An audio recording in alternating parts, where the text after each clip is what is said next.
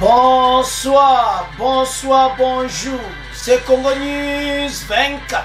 Bande Koranga, comme toujours avant de commencer notre émission, nous disons merci à Dieu. Nous disons merci à nos chers abonnés et téléspectateurs qui nous suivent partout dans le monde et en RDC. Bande Koranga, soyez les bienvenus. L'émission a dissous autre sur la Masoloya RDC.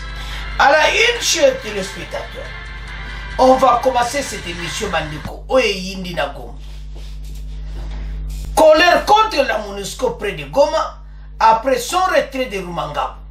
Bandeko, véhicule ONU brûlé par les peuples en colère. Balo Baza en complicité avec les M23. Tous à la connecter, peut-être développer mon émission. Deuxième point, chers téléspectateurs, le peuple congolais exige le retrait immédiat des forces ougandaises de la RDC. Balobi force Ouganda va quitter RDC, bazali ndenge moko na Rwanda et puis basengi ba relation diplomatique pe to benga ambassadeur na bango. Alors tous à la connecter peut to développer mon émission na biso. Troisième point, chers téléspectateurs, les FARDC fera tout pour récupérer les zones occupées par les Rwanda, RDF. Donc, Tobaxi Shuna Ouganda. Donc, boye bagaki, et ça complot na bango, alors yango to senga pe babenga na bango na kada mboka na biso. Alors, bande korangai, FARDC a décidé, boyoka message, oyo euti na ministre de Défense, boyoka message, oyo euti na peuple congolais, donc ça chauffe dans cette émission. Bandeko, comme d'habitude toujours, émission na ce bandi. Yesa moninga nyonso se tango koki. Toyeba o nini so le kana Est RDC. Et c'est une mission spéciale pour la Est. Bandeko, sur le terrain, mote peli d'abord na Goma. Voilà premier point.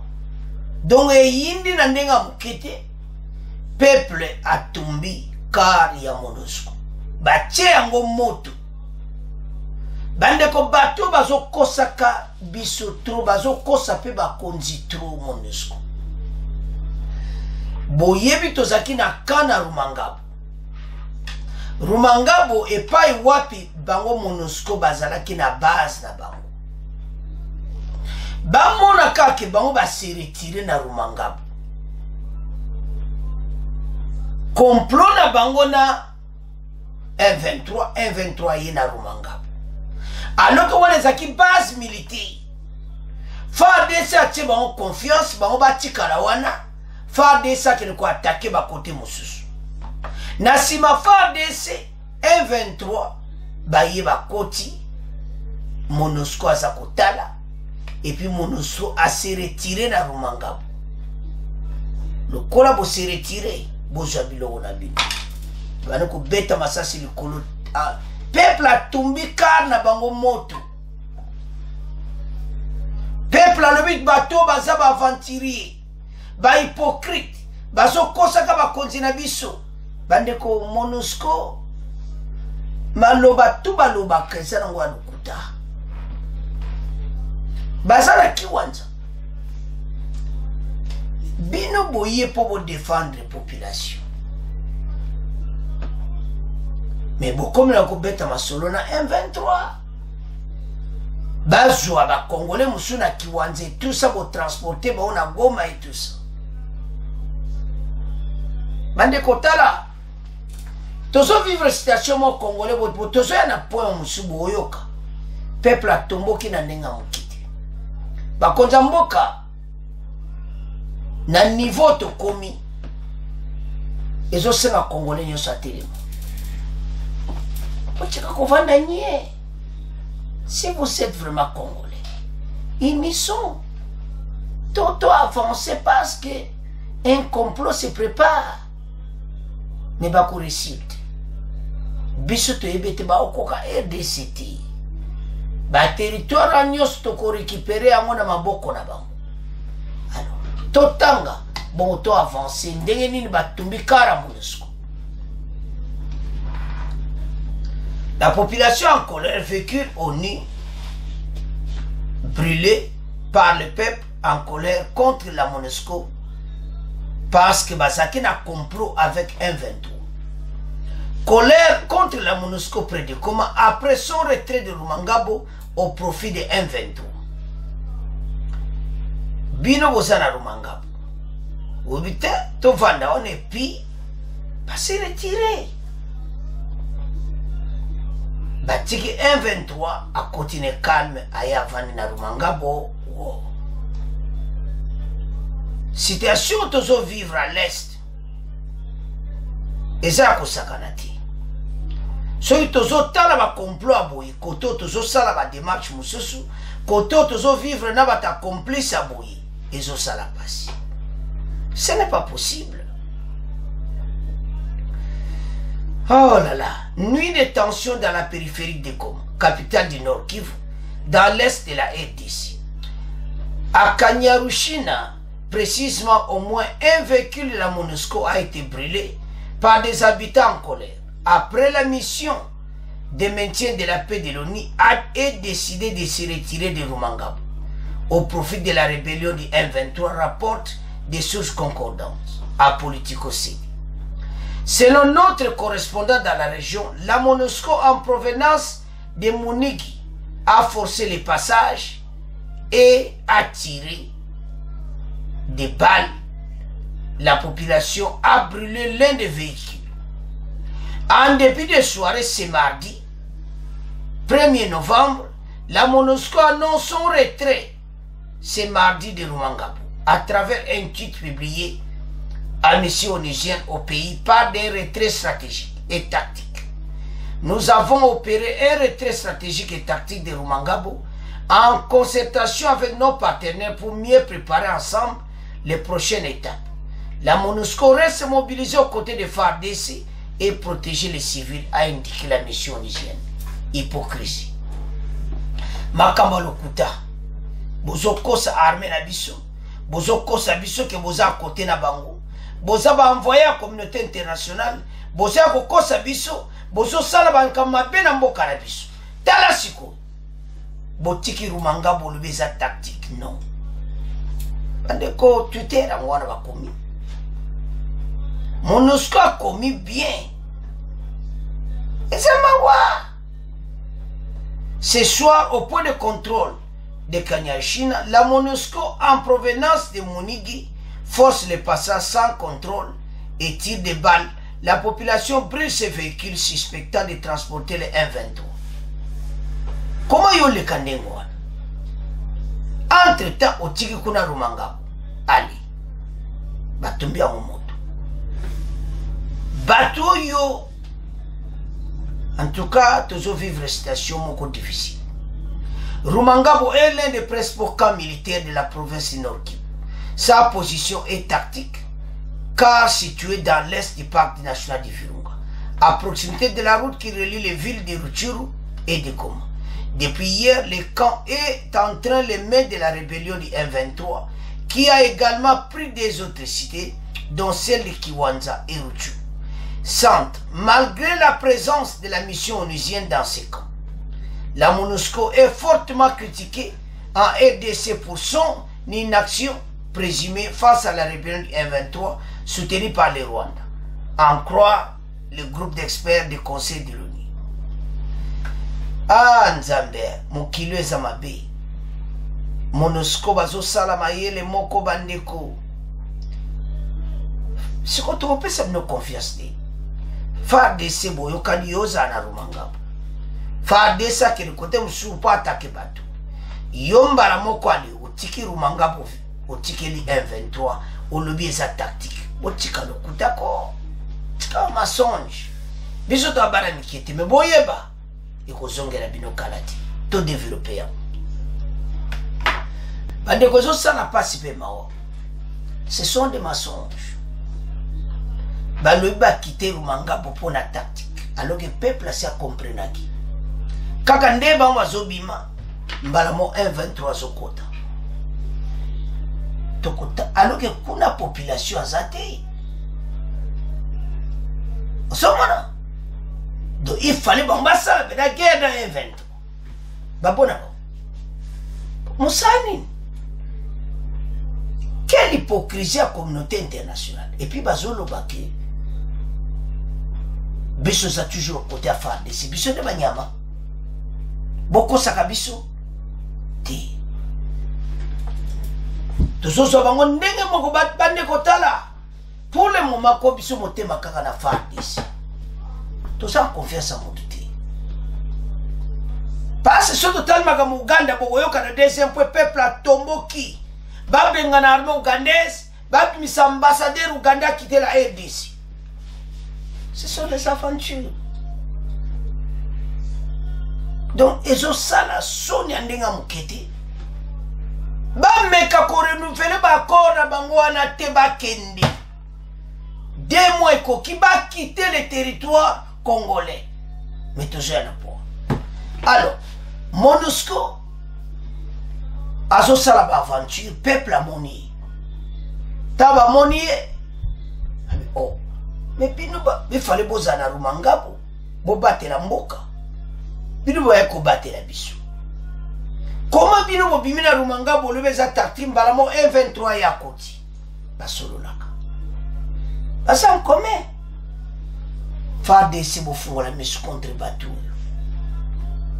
to sito lembi la communauté internationale on en a marre, ça fait mal parfois.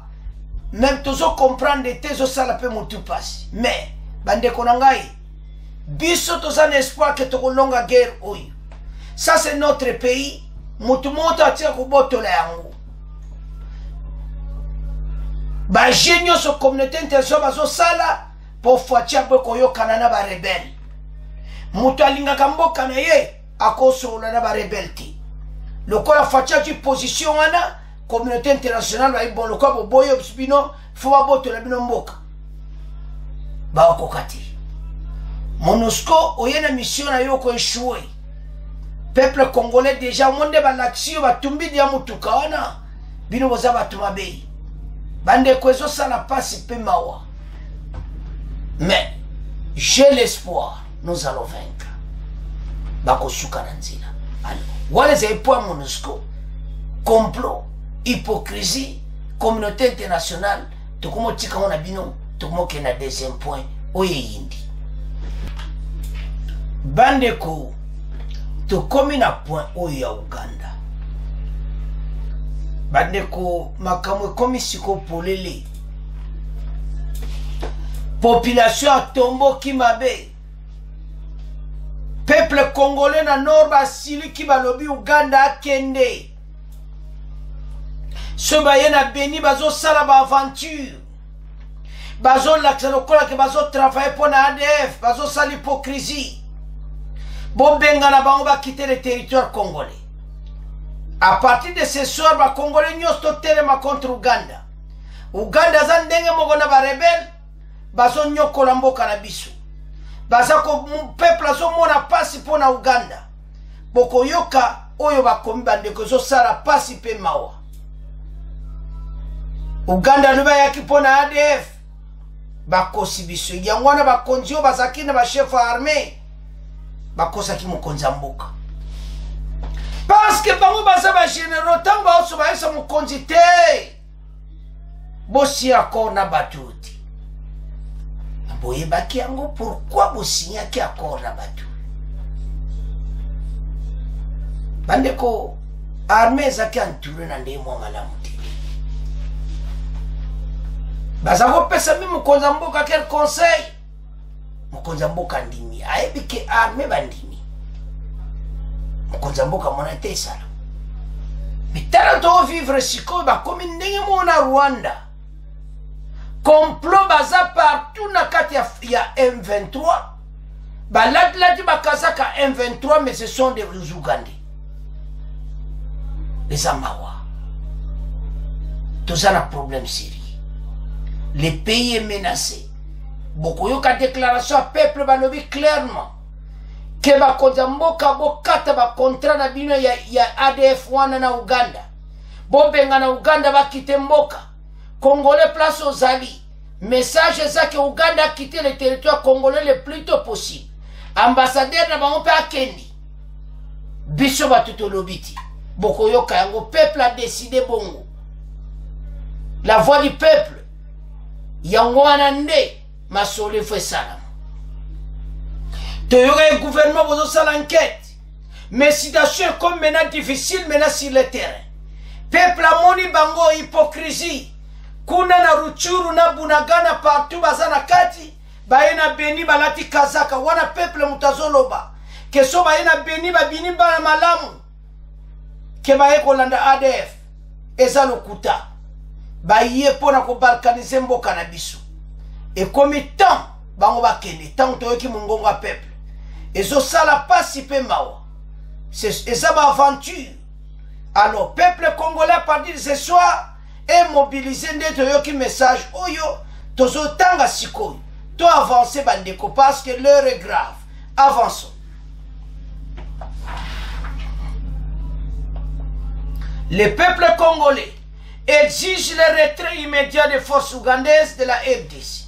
La société civile de Béni exige la fin des opérations conjointes FARDC-UPDF. La société civile de la ville de Béni a recommandé le lundi 31 octobre au gouvernement congolais de mettre fin aux opérations conjointes FARDC-UPDF en cours dans les provinces du Nord Kivu et du Ituri. Elle a fait cette recommandation dans un communiqué au terme de son assemblée générale extraordinaire tenue à Béni avec toutes ces structures.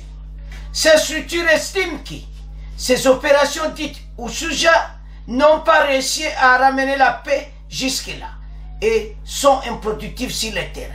Peuple a lobi ba korona nyosno mon ba simba papier wana bazo ba korona ba kata yango peuple a boyi. Peuple a lobi ba kende. A des façons continuer un peu koboma ba bengana bango ba kende bazana ba Rwandais baza ko attaquer mboka. Ezo sala pasi.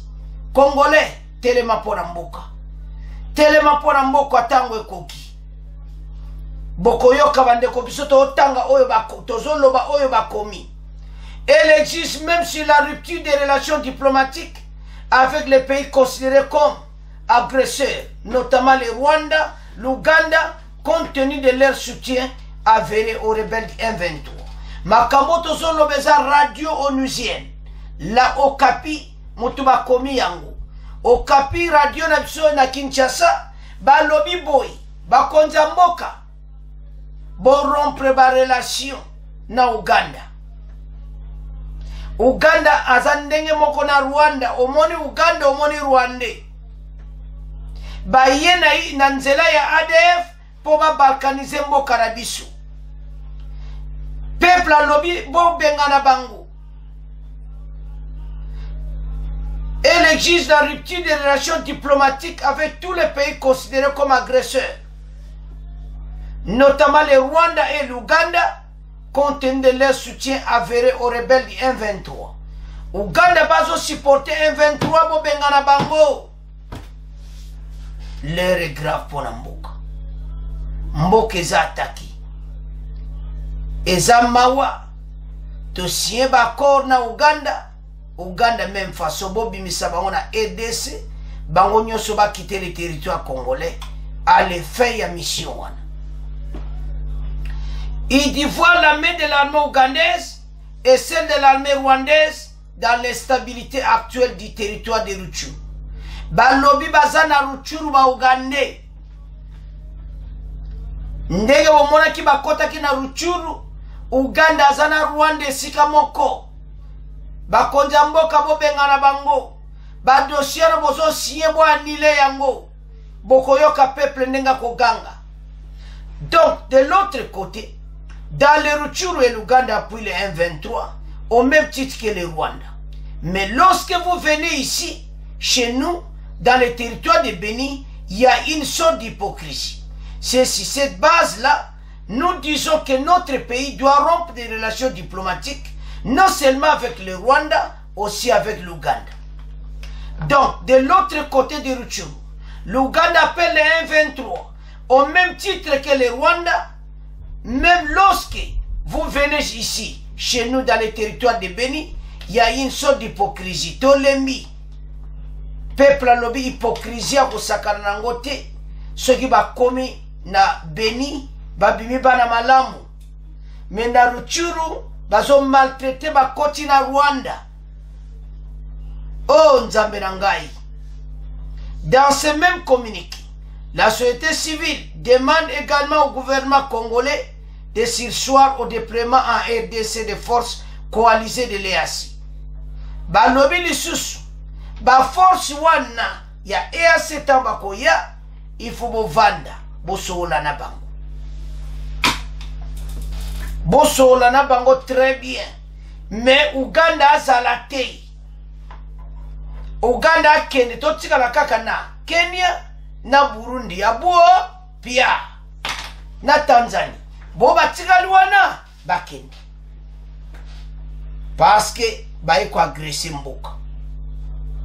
Bakonzi bo landa sikoyo oyo yemoko peuple na Nord Kivu azoloba bon to continuer mission na biso.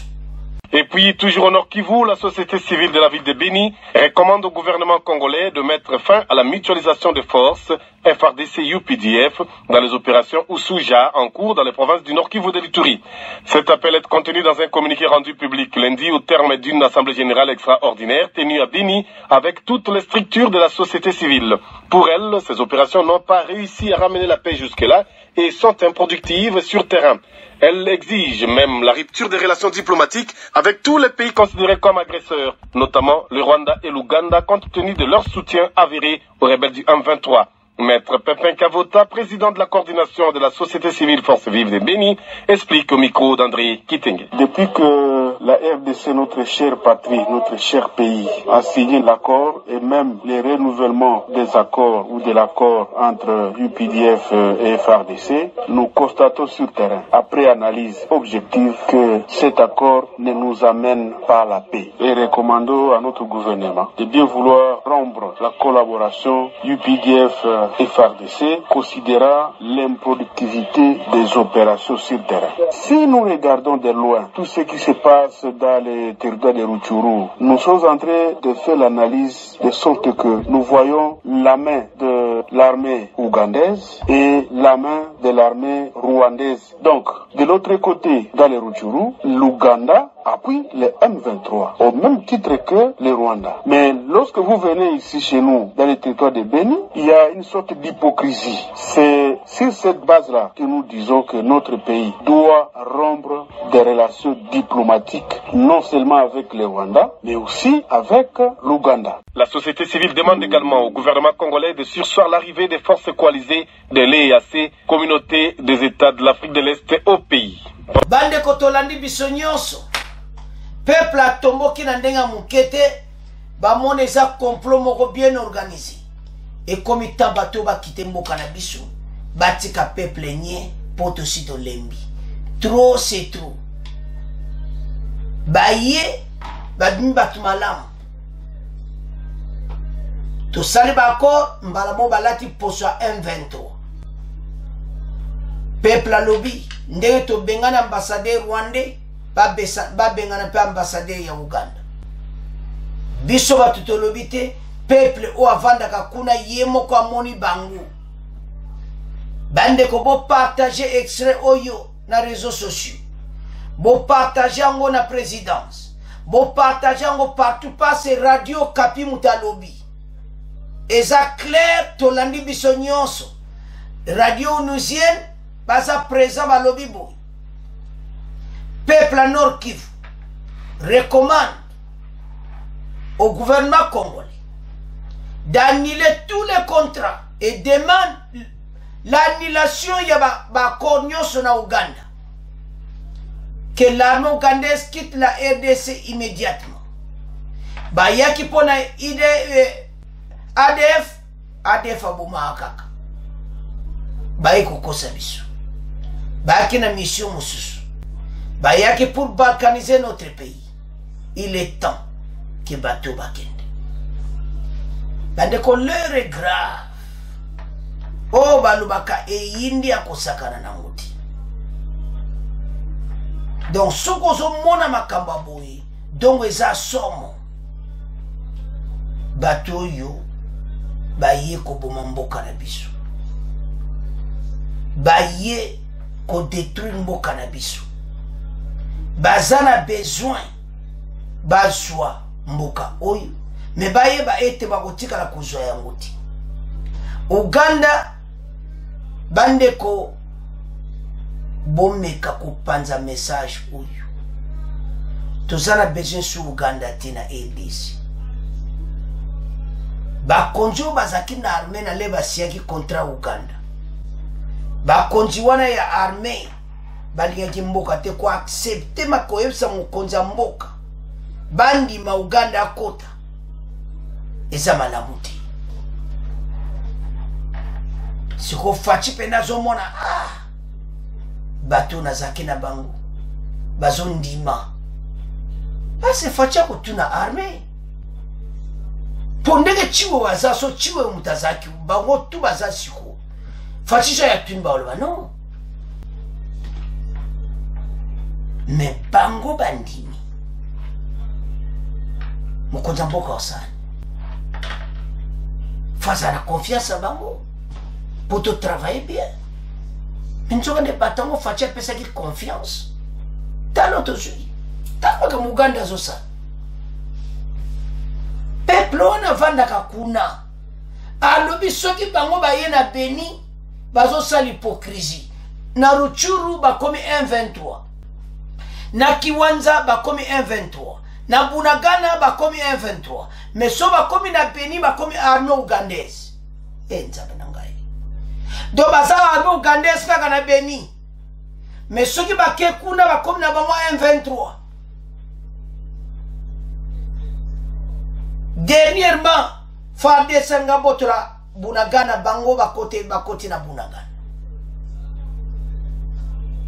FARDC katia bunda na 1-23 nzoka nde na armée ougandaise. Voilà la situation toujours vivre. Bato ba quitter mboka na biso immédiatement ba congolais bo telema boko tana mbolo bana ba konza mboka ete Uganda a quitter mboka na biso. Bande ko bo partage. Biso sotanga oyo ba tozoloba oyo ba komi clairement. Parce bango ba vandaka kuna. Bazo mona bango. Foto ndimela ba société civile na peuple ba moke Uganda zawana. Bakonza mboka na émission eleki toyo bino sotana eto chake émission moko bakonza mboka ba osala enquête. Bakonzi botika enquête. Eza makambo ya solo. Boziyebisa bango bakende. Peuple yemo ko amoni bango. Bakende batika mboka na biso bakatsa kaka na Bunagana nde bakotaki bakende. Bande ko bota la situation tozanango bakotaki 1700 soldats à Uganda bakite bango nyonso le territoire congolais. Baliona basiba se déguiser na bango balati 1-23 ya ozo mona FARDC so bundana désarmé okokate. So bo bengani bango te tozana risque akosakana ngote bakonza mboka. Bo bengana bango bakende. Peuple mutalobi biso tozotanga kaka. Oyo peuple alobi. Alors, bande korangai totangi biso nyonso. Toyoki société civile na Kivu. Toyoki peuple ndenge atomboki ete Uganda a quitté le territoire congolais. Et puis ba bengana ambassadeur ougandais na EDC, relations diplomatiques et sili, parce que bango pe bazana 1-23. C'est à ce point. Bandeko to tiki deuxième point na bino. To komo kende sikoyo na troisième point. Bandeko, nous allons récupérer bazone nyonso occupé par les 1-23 armées rwandaises, tokumotiana armée ougandaise. Stotiana bango, peuple aloui bango pe bazana kati, ya 1-23. L'heure est grave. Complot et salami, et ça mawa pour la peuple. Avançons. Retour, le gouvernement fera tout pour récupérer les espaces conquis par les M23, affirme le ministre de la Défense. Sous le sable, au niveau de la défense, le ministre de la Défense Bayambi contre les généraux Batunyos, Aloubi et comme tantôt récupérer Mboka. Le gouvernement de la RDC promet de tout faire pour récupérer la plus rapide possible les espaces conquis par les rebelles. Donc, Ezamakamo, très important, que tu récupérer les espaces Oyonyoso conquis par les rebelles armée rwandaise M23 IPDF. Bandeko, et combien de temps tu récupérer Mboka? Tu as un mozindo, tu as un titre, et combien de temps tu récupérer Mboka na biso? Na maboko ya Banguna. FARDC a pesi message moko clair. Il faut récupérer ma territoire les espaces conquis par les rebelles le plus tôt possible.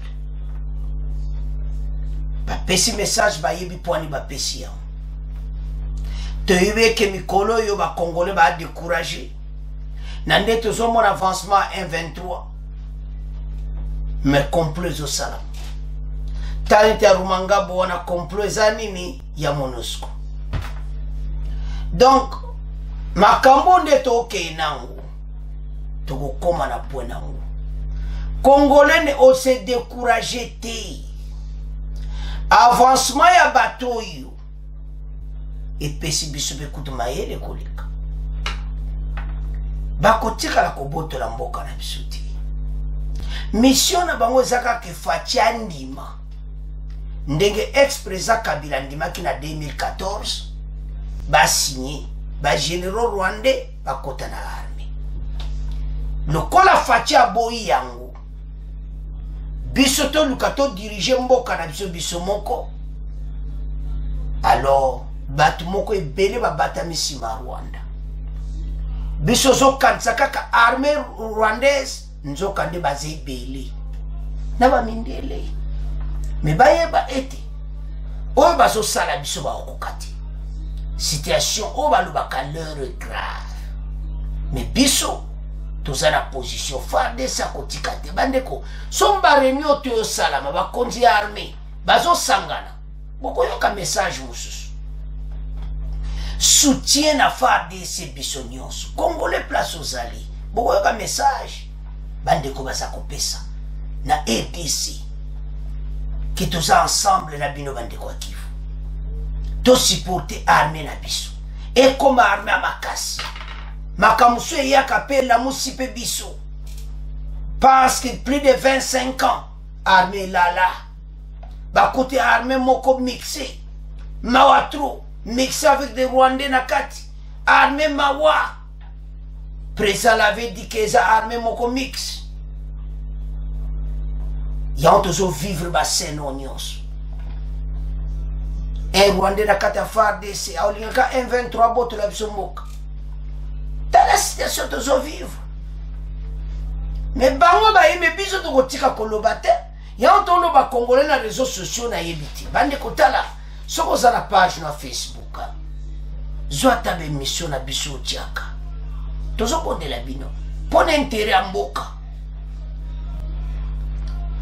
Ba benga na batu ono Uganda tout. FARDC basala ki réunion totanga boto avancer l'émission na biso. Alors, les FARDC fera tout pour récupérer Bandiko, à récupérer Mboka. O eza na maboko ba paya. Eza pena très important to récupérer yango parce que Bandeko batoyo oyo basali biso ezo sala mawa et comitant ba Congolais batilema pour l'intérêt Yamboka bande gozo salamawa leur mosso en émission talo lobi mboka na biso et de Saruchuru le gouvernement fera tout pour récupérer les espaces conquis par les M23 bande ko il faut tout ça tout récupérer parce que c'est important o nyonso basali biso bango il faut mboka na biso to récupérer yango parce que complot et salami ezaka Rwanda te na communauté internationale. Le gouvernement de la République démocratique du Congo promet de tout faire pour récupérer le plus rapide possible les espaces conquis par les rebelles. Cette affirmation est du ministre de la Défense ancien combattant Gilbert Kabanda après son audition devant la commission de défense et de sécurité de l'Assemblée nationale et du Sénat. Ayaki na Assemblée nationale, ko solo la na Assemblée nationale, na ba député. Citation de vivre. Ma solo zalaki na Assemblée nationale na Sénat, c'est mercredi. D'après ces membres du gouvernement Sama Lukonde, dans le contexte actuel, il était tout à fait normal que le gouvernement rende compte de la représentation nationale, la vraie situation sur le terrain des opérations. Yayaki na Assemblée nationale, koyebisa pep bango nyonso ba député ete biso to sala nyoto récupérer mboka le plus tôt possible parce que yemo ministre de défense ayebeti soki makambo ekene bien te yepa kozana problème na poste na ye. Cette séance que je viens d'avoir avec les deux commissions de défense et de sécurité du Sénat et de l'Assemblée nationale tombe juste au moment où nous avons une situation à l'Est, que tout le monde connaît et qui nécessite que le gouvernement, par son intermédiaire de son ministre de la Défense, puisse informer la représentation nationale sur ce qui se passe. C'est l'exercice que je suis venu faire, qui est tout à fait réglementaire. L'opinion peut être rassurée par le fait que le gouvernement fera tout, j'ai bien dit, fera tout pour que nous puissions récupérer rapidement les espaces conquis par l'ennemi, a dit Gilbert Kabanda devant la presse à l'Assemblée nationale. Bandeko, ayaki na Assemblée nationale, kokutana na commission ya défense, na commission de défense ya Sénat, na ya Assemblée nationale. Bandeko, l'heure est grave. Yangwana ba bengsaki aya na Assemblée nationale aya ko expliquer parce que situation est grave. Yango ayaki ko expliquer situation oyo ete FARDC azosala nyonso a récupérer l'espace nyonso conquis. Donc, eza mission na bango bazo obligé basala. Après yango, apé si communiquer, nde bozo mona ye ministre de défense a telemi. Situation tozanango bandeko, o balobaka l'air est grave, ba Congolais tozala bomoko pour l'intérêt de la nation. Parce que Oezambo Canabiso, toza agressé à l'Est avec complot général Nicolas ba richesse Nabiso. Toko tika bangote, pe ba okokate, to yebete to récupérer mboka. Moto nyonso alingaka mboka na ye, maluba yango wana. Alors, déjà boyoka ki 34e région militaire ne bozomona basala remise et reprise. Mpenda yemoka yake a lobby général yemoka mpenza ye a lobby que to récupérer mboka na biso. Alors, avance. Balobi boy, l'opinion peut être rassurée que le fait que le gouvernement fera tout, je l'ai bien dit. Jibe Kabanda lobby, na commission leba ye na assemblée nationale abito osala nyonso to récupérer mabele ya mboka na biso oyo benemi baye kovandela yango congolais place ozali ta ekomi biso nyonso tozala bomoko. Alors ministre de défense azaki interpellé na assemblée nationale na commission pour aya koloba que la RDC fera tout pour récupérer les espaces conquis à l'Assemblée nationale. Alors, tout développer yango parce que bandeko situation ça peut na passe. La société civile du Sud Kivu appelle la population à une forte mobilisation de soutien concernant la guerre qui prévaut dans la province voisine du Nord Kivu. Le bureau de coordination et la nouvelle dynamique de la société civile ont lancé cet appel de soutien au FARDC dans une déclaration commune ce lundi 31 octobre. Adrien Zawadi et Jean Chrysostome Kijana demandent aux autorités du pays de couper toute relation avec les pays voisins agresseurs de la République démocratique du Congo. La nouvelle agression armée dont est victime notre pays ne cesse de prendre de l'ampleur du jour au lendemain. Face à cette énième agression, l'heure est à la mobilisation générale et tous azimuts. C'est pourquoi, sur demande de toute la population du Sud Kivu, ces manifestations citoyennes et pacifiques ont pour objectif réaffirmer notre attachement indissoluble à l'unité nationale du Congo, à la sauvegarde de son indépendance et intégrité territoriale. Réaffirmer notre soutien indéfectible à nos vaillants militaires des FARDC et tous les services de sécurité. Exprimer avec force notre condamnation totale de cette énième agression du Congo de la part de ses voisins, les Rwandais et l'Ouganda. Condamner et fustiger l'hypocrisie de la communauté internationale et de toutes ces organisations régionales et sous-régionales qui abusent de la bonne foi des autorités congolaises. Lancer une mobilisation générale de l'ensemble du peuple congolais pour une défense collective de notre pays, et cela par tous les moyens possibles. Avance. Bandeko totangi biso nyonso. Soko zota la situation oyo. Iso salamawa. Mais bende le koyati. Tozala toujours sima ya FARDC. Match eza makasi. Mena yebe te toko gagner yango. Par tous les moyens, tu vas gagner match. Bandeko, makambo yo complet bane nango bandakala.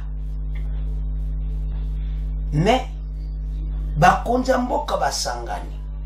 Ministre de Défense babengi siye na Assemblée nationale na Sénat. Ayebisa bango étape nini toza. Pourquoi M23 a quoi avancer? Alors, ministre de la Défense a une réponse à couper.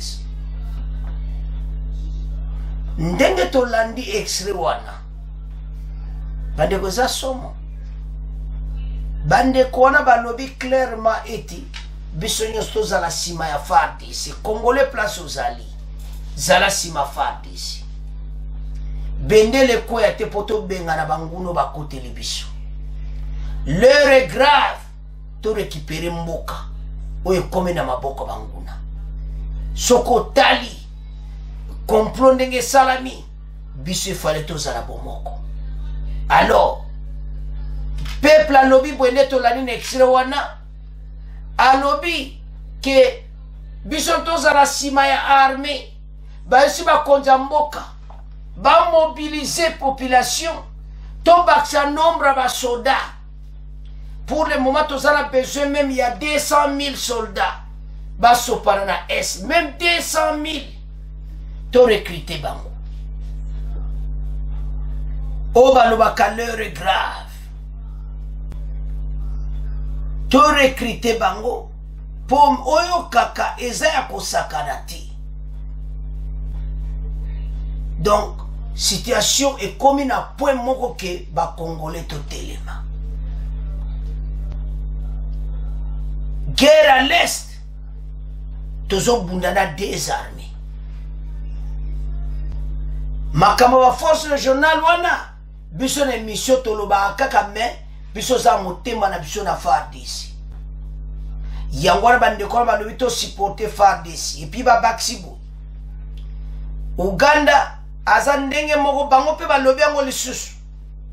tant ozoyoka na chaque province wana bandeko wa musupe balobi bo musupe balobi na Sud Kivu ete Uganda aza ndenge moko na Rwanda babengana pe Uganda nde tobengani ba Rwanda ba relation diplomatique pe ezala te tant message zo répété na chaque province c'est-à-dire l'heure est grave ba Congolais totelema pona mboka tous menacés et comme étant tobengana munguna o à côté libiso baza na place te na mboka bandeko so la complicité on est moso vando lobi et de na biso boyo landi peuple azoloba ke Rwanda Uganda bazaka ndenge moko émission lelo pandeko bo partager ngo makasi parce Uganda zaiko bata mazana kati ya masolo batangi partout na extrait toti ezo senga bino bo partager ba MONUSCO batu wana nyonso mayele na bamba okoka biso te bandeko ebia tangu union sacrée baza ensemble bango nyonso bazo travailler en commun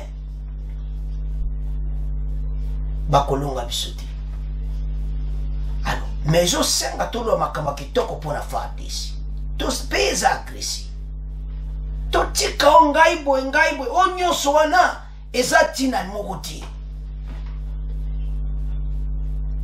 o gouvernement oyo bosiesi tala makabona tufachi avant sala likambo asolola na bakonzi armée même ka Uganda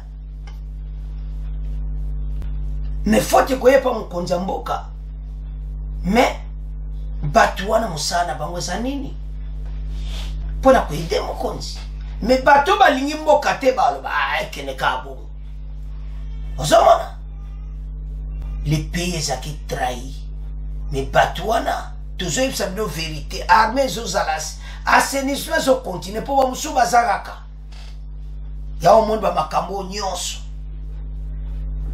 progression bozoka ya M23 eza complicité mais pas kotika la kuboma goma te fade salubi boma dernier soldat boma congolais nyonso na Goma bombo kota Goma yako boma peuple nyonso na Goma Uganda na Rwanda yako boma bango nyonso bobozwa Goma eko salamate fade sa déterminé na ndenga mokiti. Alors bandeko voilà la situation de commune complot général yako sakanate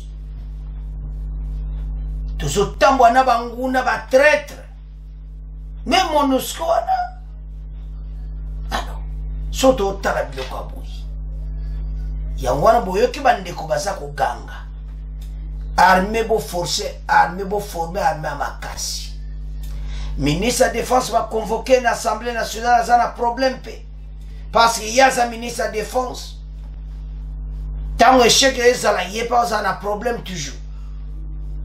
Alors maintenant bandeko armée zo senga assainissement moko total